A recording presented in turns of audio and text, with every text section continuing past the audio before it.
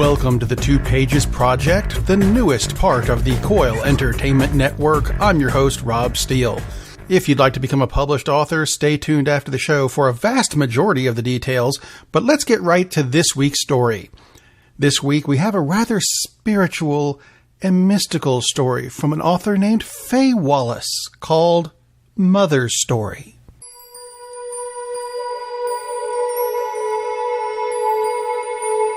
Time never existed until I was born. My birth started time, the ultimate gift from the Creator of all, to set life into motion. The eldest of many, I was considered the most vibrant, full of life with dazzling future.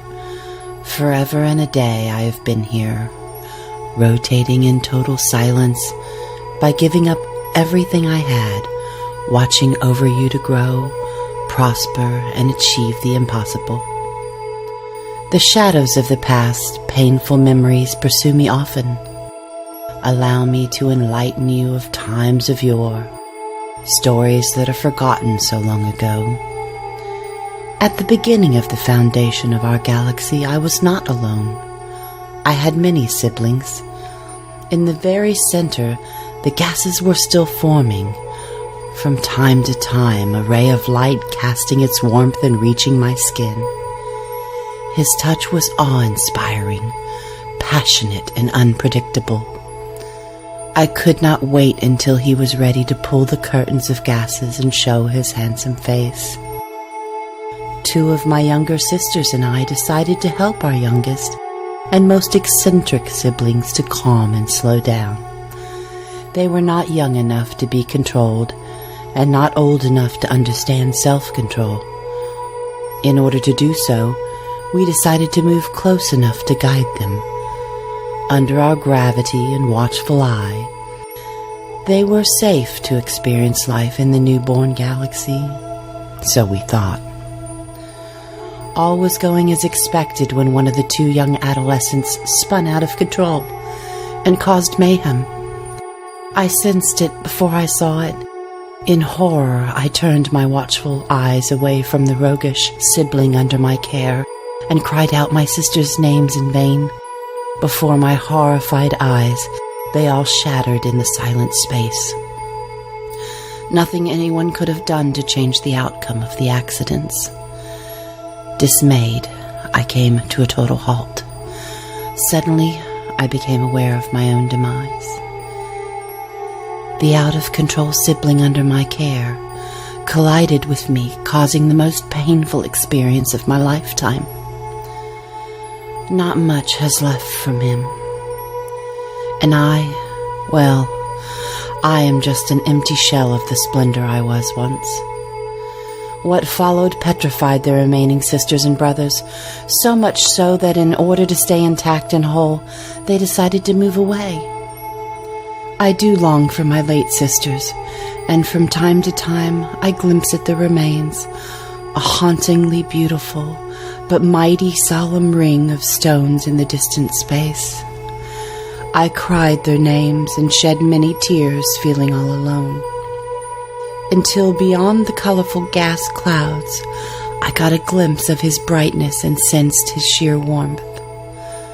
I remembered him from the time of bliss when I was beautiful and whole. For a long while, he stood by and allowed me to grieve. Slowly, he turned me around to see the child that had been created from my being. All of which that had left me had landed on a newborn planet, desperate for care and love. She lived. He helped me to see I was still alive. I realized I had a reason, a purpose to live. I had become a mother, and my child needed me. I am and forever will be so grateful for his guidance and strength. My gratitude and admiration for him does not mean I am blinded to his shortcomings. My lifetime partner's sheer brilliance and warmth creates food to sustain the living. Like most men and fathers, he is full of himself and somewhat limited to that of a provider. In the many cycle of successions we have shared, I have observed and realized that there is no rhyme or reason to his madness. In some regions, he enforces his power so much so that his potency torches everything that may sustain creatures, creating nothing less than drought, famine, and death. And in some other parts of the world, he is so lazed and aloof that causes bitter cold and limitation endangering all life. In the history of some of my child's two-legged beings, foolishly, or perhaps out of fear of his wrath, he has been favored as the ultimate God. The almighty universe knows I have quarrel with him to acknowledge and mend his insufficiencies. Yes, we have had a passionate and stormy relationship from the blaze of realization of my living child. His lack of depth and wisdom, enormous masculine self-image, and flawed judgment has prevented him to see his many blind spots to this day. In one of our major disputes, out of spite, he started to block my light at night. Darkness was new to all living. I felt their fear of unknown and decided not to fight him back. What was the use of the war when the only ones hurting were my offspring's entire creature children? My love for my child and all the living upon her is eternally infinite. Eventually, my lifelong partner backed off too. I recognized and grasped the opportunity to teach the young'uns the 4 cycles of life, the unknown, the beginning, the fruition, and the initiation of the end. Every 27.3 of my partner's self-glorifying phase, I start the cycle of life to remind all to consider, with every darkness, which is called the initiation of the end, there comes a rebirth and a fulfillment of life. Simply put, the purpose of every death is the creation of a new start, a beginning. After all, isn't that what happened to me? When I thought I was dead, I began a purpose for a new life. For opening my eyes, for allowing me to see my purpose, and for being patiently supporting me. I shall always love that dazzling, self-centered, pompous ball of light. And my child, and all those living upon her, have also taught me many valuable lessons. From the glacier, I have learned to react thoughtfully slow. From the sea turtle, I have learned to swim with the current and think long-term. Watching polar bear, I have learned to be fearless and thick-skinned. From the river, I have learned to cherish now, not what has passed under the bridge.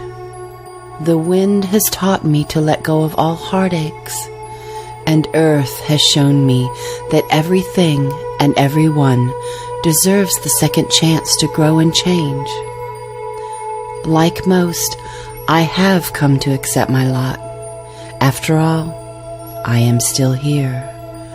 When one notices my content smile during the fruition nights, one knows how much I love thee. We hope you enjoyed listening to this week's story. If you'd like to become a published author, hey, that's the purpose of this program. It's hard to get published unless you've been published, which makes no sense. So what we do here is we'll take your short story and publish it first as an ebook on the website, then we turn it into an audiobook for the podcast, and when we've got enough stories to put together, we'll turn it all into an actual book that you can buy at a real store. If you'd like to submit a story, email it to contact@twopagesproject.com. We will be open to any type of story you want to send us. It's not just mysteries anymore, but sci-fi or fantasy or historical fiction or western or melodrama, whatever you want to write. Just submit your story for the audiobook treatment and publishing on our website. Don't forget to use the new email address contact@twopagesproject.com. And don't forget to pass the show around because it's free and it's fun. There are a few rules. The list is available on the website, 2pagesproject.com. Number 2, Pages Project uses letters, so check that out. We'd also like to thank iTunes, the Google Play Store, and the Happy Hour Network for passing the show along. And don't forget to follow all the Coil shows on Pinterest or YouTube. And if you're interested in taking part in the audiobook process as a voice actor, use that same email address, contact@2pagesproject.com, and we'll see what we can do. So until next week, be safe and keep writing.